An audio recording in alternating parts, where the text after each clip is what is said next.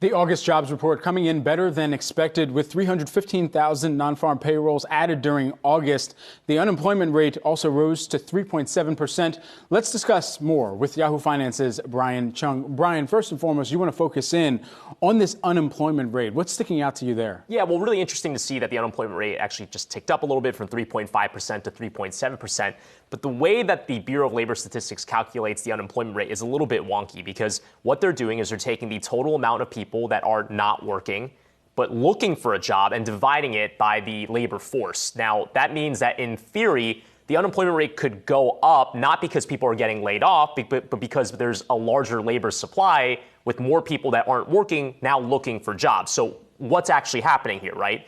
Is it people being laid off, or is it people wanting to actively search for jobs? And it looks like it's actually the layoffs. Now, the reason why is because when you kind of unpack the report, the unemployed level was above 6 million for the first time since February. And it looks like there was an increase in the permanent job losers as accounted by the BLS. And you also saw a decrease in the people who currently want a job, which is kind of a subsect of the people that are not in the labor force. So kind of when you add all those things together, it does tell you that the unemployment rate, one driver of it could be perhaps layoffs, as opposed to a larger amount of people just simply looking for jobs. Among that subsect, I was kind of looking at the demographics because they have a pretty nice breakdown here. Mostly high school grads with no college experience or no college degree, accounting for some of that higher uptake in the unemployed base.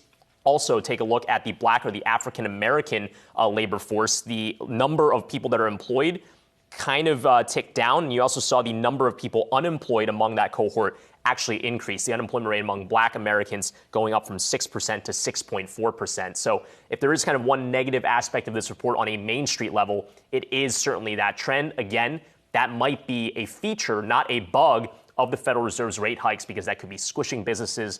They're going to have to cut down on their staff. That's probably behind those dynamics there.